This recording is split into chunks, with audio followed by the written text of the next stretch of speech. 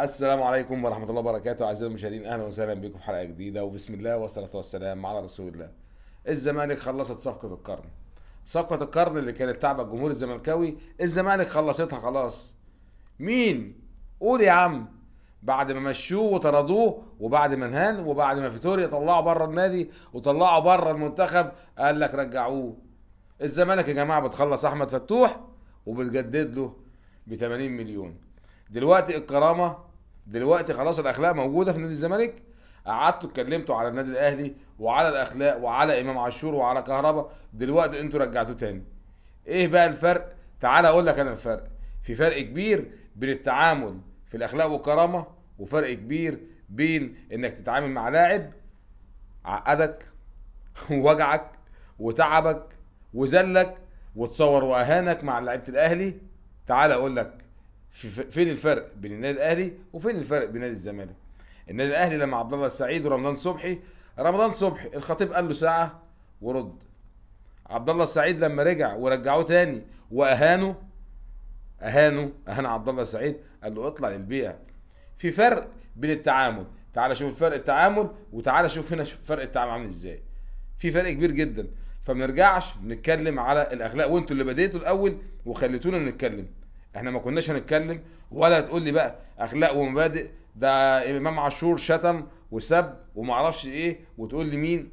لا، في فرق بين الاخلاق، في فرق بين التعامل مع شخصيه لاعب.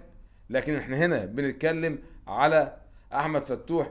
انتوا معرفش هل هو راجع غصب عنكم، هل في حاجات داخل الكواليس احنا ما نعرفهاش. عامة مبروك عليكم صفقة القرن. الصفقة الحمد لله تمت. فبعد كده ما حدش يتكلم معانا في حاجة تاني. احنا مش عايزين وجع دماغ. مبروك عليكم صفقة القرن، ومبروك عليكم الاخلاق، ومبروك عليكم الكرامة وكاس الكرامة اللي هتلعبوه ان شاء الله في السعودية. الف مليون مبروك عليكم وهنيئا لكم، فانتم محظوظين بفتوح. نرجع بقى لمرجوعنا علشان نشوف النادي الاهلي، ونشوف استعداداته النهارده ان شاء الله باذن الله لماتش سيراميك كليوباترا، ونشوف مباراه فيوتشر ومباراه بيراميدز. اللي بيراميدز بيتكلموا، يعني انا مش فاهم. يعني انت يا عبد الله السعيد ورمضان صبحي لما طالعين بتتكلموا وتقول لك احنا بنناشد الجماهير انها تكون موجوده، يلا يا جدع تعالى. فين يا ابني الجماهير؟ جماهير ايه؟ فين يا ابني فين الجماهير؟ مش هنضحك على بعض. احنا بنشوف احداث غريبه بتحصل في الكره المصريه. هنشوف. عامه اهي بطوله ومستحدثه، وهنشوف ايه اللي هيتم فيها علشان نعرف نقيم الامور صح. ان شاء الله ربنا يكرمنا باذن الله، وربنا يكرم النادي الاهلي باذن الله تعالى النهارده. ان شاء الله المباراه صعبه. ايمن الرمادي بتصريحاته الغريبه اللي عمال يتكلم فيها امبارح سيبك منه، ملناش فيه. اهم حاجه فريقنا يكون مركز، كولر يكون مركز مع اللعيبه. والروتيشن اللي هيعمله انا ما اعرفش، انا بخاف من الروتيشن بتاعك ده، لانك بتعمل لي بص يعني بتجيب لي الشمال في اليمين واليمين في الشمال، بتلخبط الدنيا كلها.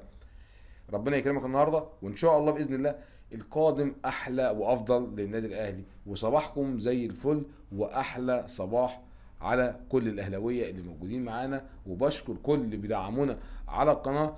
وما تنساش تعمل لايك واشتراك للقناه، علشان دعمك لينا هو اللي بيزيد من اعداد الناس الجميله اللي احنا بنتشرف بيها معانا. وشكرا لحسن المتابعه، والسلام عليكم ورحمه الله وبركاته.